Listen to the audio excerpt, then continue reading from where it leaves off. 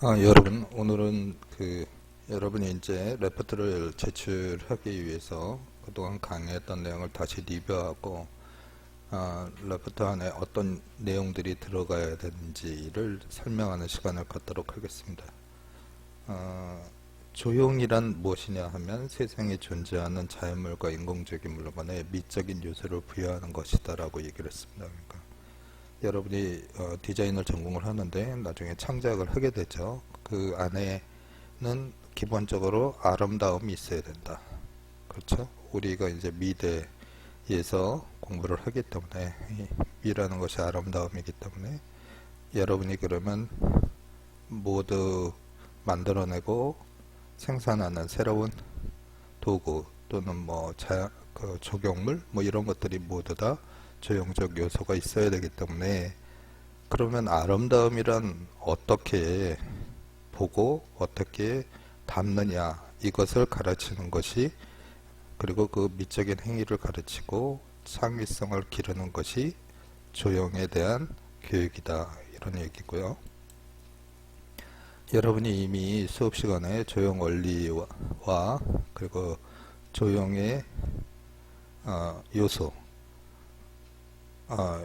그러니까 조형의 원리와 조형의 요소로 나뉘는데, 조형의 원리는 구도, 비례, 균형, 통일, 율동, 소재 등이 있었다고 얘기를 했습니다. 구도, 그리고 조형의 요소는 선, 형태, 명암, 색채, 질감, 재료.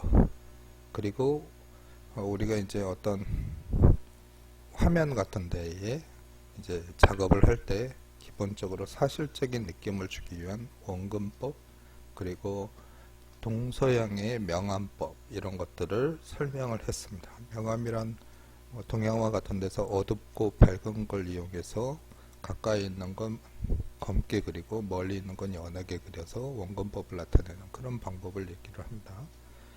여기서 제일 지금 핫한 요소가 뭐냐면 구도인데요. 구도란 작가가 상상이나 감정을 화면의 조화를 고려하여 배치하는 것. 쉽게 얘기하면 어떤 작업을 하기 전에 이것을 어떻게 시작해서 어떻게 끝내고 그 안에 어떤 요소들을 담아서 아름답게 보이고 어떤 영감을 보는 자에게 전달할 것인가, 이것을 생각하는 거죠. 일종의 우리가 얘기하면 기획하는 것이고, 생각을 하는 거죠. 창작의 가장 앞선. 그런데 그 구도를 중심으로 여러분이 보고서를 작성해야 된다는 겁니다. 근데 구도가 좀 여러분이 이해하기 어려울 수 있어서, 그 루펜스라는 사람이 있는데, 이 사람이 이제 16세기에 있었던 사람인데, 그 구도를 한 10가지 정도를 제시하면서 편리한 툴을 하나 만들었습니다. 그래서 삼각형, 역삼각형, 그리고 대각선, 수평선, 수직선. 그래서 삼각선 구도는 통일감이 강하다. 왜냐하면 타겟 같죠? 타겟? 여러분이 이 말 이해하나? 집중력이 있습니다. 안쪽으로 모이는 느낌이. 그리고 수평 구도가 베이스에 깔리기 때문에, 지평선이죠. 수평선. 이 베이스가 깔리기 때문에 안정감을 준다는 거고, 역삼각형은 이렇게 서 있기 때문에 움직임, 율동감이 있지만, 그리고 또 이렇게 수직선 구도처럼 상승감이 있지만 불완전한 느낌을 준다. 그리고 대각선 구도는 원근법이죠. 기본적으로 1.2시도. 그래서 집중력을 주고, 이 타겟 방향으로 집중력을 주고, 풍경화 같은 데서 많이 사용하죠. 당연하죠. 풍경화에서 많이 쓴다는 건 3D 입체를 2D로 가져오기 위한 툴이니까 대각선 구도 많이 사용합니다. 그리고 수평선 구도는 안정감과 넓이를 느끼게 했다. 와일드한 느낌을 준다. 대초원에 또는 커다란 바다에 그런 느낌을 준다. 그리고 수직선 구도는 엄숙함을 주고 상승, 하강, 정연, 단정함을 느낀다는 거죠. 그 수직선 구도를 제가 여러 번 설명을 하면서 여러분한테 얘기하듯이, 그 교회의 높은 성당, 중세에 거기에서 들어가면 숙연함과 엄숙함을 느끼고 상승감 이런 것들을 주죠. 그리고 수평 수직선 구도는 양면적인 두 가지 면을 다 가지고 있다. 그러니까 수평선의 안정감과 수직선의 어떤 상승감, 엄숙함 이런 것들을 가지기 때문에 이런 그림은 뭐 임팩트가 강하겠죠. 사선구도는 움직임, 속도, 방향감을 주죠. 호선구도는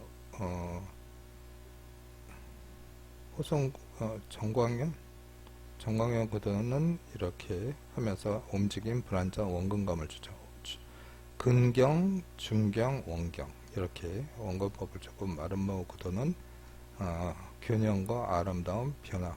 삼각형 구도는 집중감을 주는데요. 마름모 구도는 주로 정밀화 같은 데서 많이 사용을 합니다.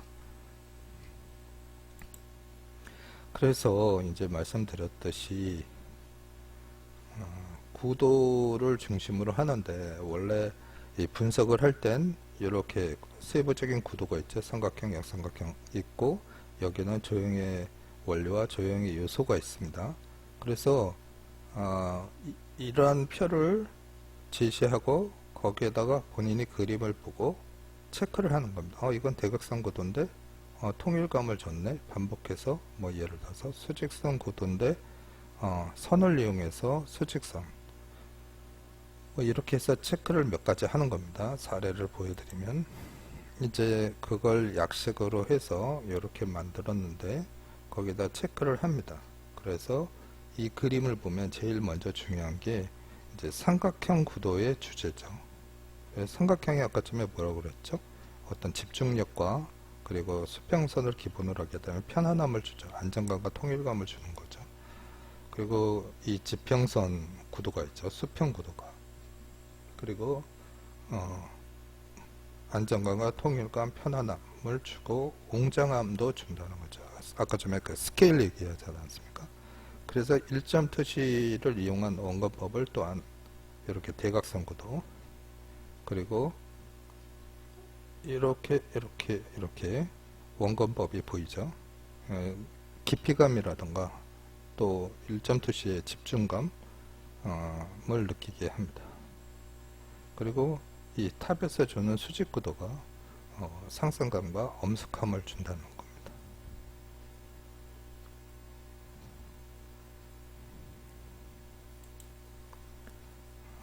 두 번째 사례인데요. 이게 이제 디자인 스케치 시간에 진행했던 스케치인데요. 마찬가지로 체크를 쭉 한 다음에 제일 중요한 건 이렇게 두 줄로 배열됐다라는 겁니다. 그래서 수평선 구도가 있고 그리고 똑같은 것들이 반복됐죠. 이렇게 비슷하게. 그래서 통일감을 주었다라는 거.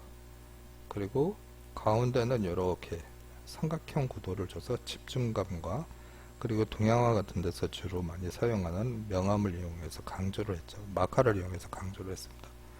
그리고 이런 수직선들이 2열로 배열되어 있지만 이렇게 직선이 연결됨으로써 엄숙함 느낌을 주면서 그림이 가벼워 보이지 않는다. 이런 분석을 하는 겁니다. 그래서 이제 최종적으로 조형 분석 보고서 작성 기준을 말씀드리는데 이게 그냥 쭉 이어서 하면 좋은데 이게 유튜브에 탑재를 하는데 한 10분이 넘어가면 업로드가 안 되더라고요. 아마 뭐 기술적으로 압축을 시키거나 아니면 페이먼트를 하거나 뭐 이래야 되는 것 같은데 그래서 여러분 대부분 10분 이내로 끊어서 업로드를 하니까 양해를 부탁드립니다. 자, 조형 분석 최종 보고서에 들어갈 내용을 설명을 하겠습니다.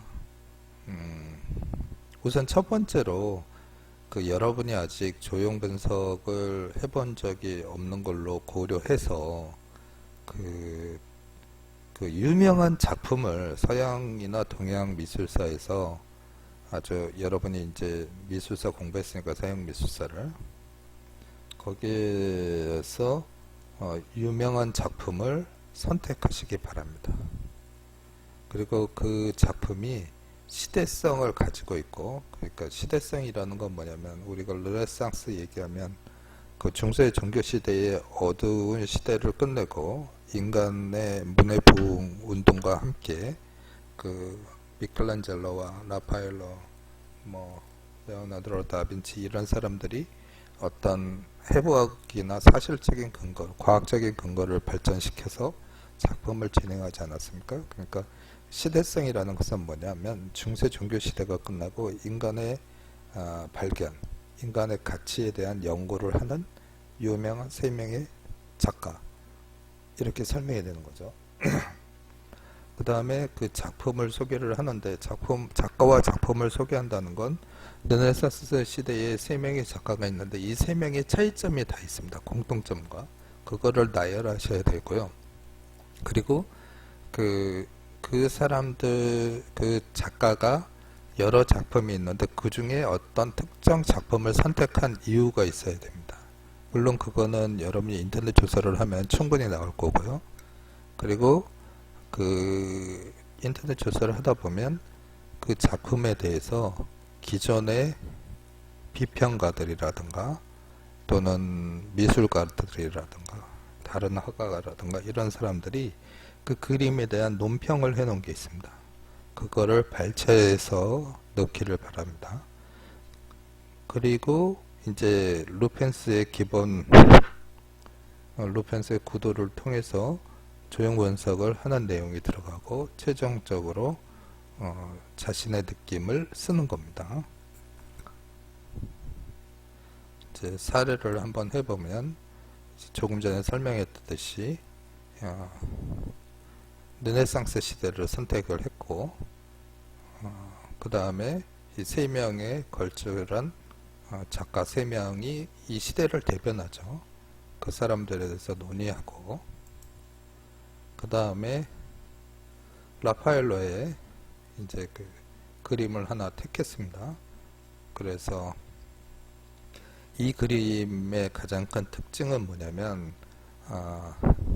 르네상스 시대에 그 원근법이 체계화됩니다.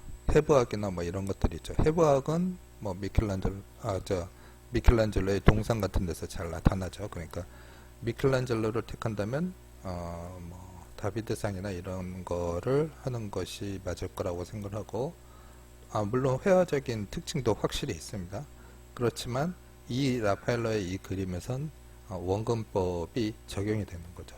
이렇게 보면 1.2 시도로 돼서, 그리고 우리가 보면 수평구도 2개, 그리고 같은 것들의 반복, 그리고 근경, 중경, 원경 이렇게 되고 집중감이 있죠. 왜 가운데 사람이 가운데 있겠는가? 그것은 이제 1.2시에 이 집중감도 있다고 그랬죠. 원근법과 그런 구도가 잘 정리되어 있는 최초의 그림이기 때문입니다. 이제 조형 분석을 조금 전에 말씀드렸듯이 그렇게 하는 거죠. 두 종류의 수평 구도로 전체적인 안정감을 주고, 라파엘로의 치밀한 계산 속에서 상상하지만 많은 사람들의 균형과 반복을 통해서 조화감과 산만하지 않는 집중감을 주었다. 1점 소시점에 의한 충실한 오터네요. 원근법이 있고 근경, 중경, 원경을 표현한다. 그러므로 무대와 같은 투시도의 공간 속에, 이 공간이라는 건 입체감을 얘기하겠죠. 공간, 인물의 놀라운 조화를 이루어줬고 서로 시각적인 연결을 이루고 있다. 고전 건축의 균형감과 질서, 선명성, 그리고 부분과 전체의 조화가 뛰어난 르네상스 작품이다. 이렇게 정리를 했습니다. 그리고 이제 본인의 생각을 하는데, 이 본인의 생각을 정리할 때 여러분한테 하나 팁을 주면, 그 보고서는 그러니까 자신의 생각은 툭 튀어나오는 것이 아니고 이렇게 작성을 해야 됩니다. 앞에서 보면 어떤 시대성에 의한 동감, 예를 들어서 르네상스 시대에 인간에 대한 중요성과 인간에 대한 관심을 가졌다라는 시대성을 나는 긍정적으로 바라보며 라파엘로가 하는 작품의 특징 중에 이렇게 그 투시도를 처음으로 인용해서 어떤 그림을 충실한 기획 속에서 완성시키는 라파엘로의 작품의 특징에 또한 감동을 받았다. 특히 여러 사람들이 많았음에도 불구하고 수평 구도와 반복을 통해서 어떤 전체적인 조화와 산만하지 않은 느낌을 준 것에 대해서 나는 매우 긍정적으로 생각하였다. 앞으로 라파엘로에 대해서 깊은 관심을 가지고 연구하는 기회를 만들어서 자신의 것으로 만들어 가겠다. 뭐 이렇게 정리하는 겁니다. 그러니까 자신의 생각은 앞에 레포팅한 내용들의 주요 내용을 나열하고 거기에 소감을 쓰는 것입니다. 이렇게 해서 진행해 주시고 여러분들이 2명 또는 3명이서 작업을 진행하실 텐데 공통적으로 성의 있게 진행해 주시길 바랍니다.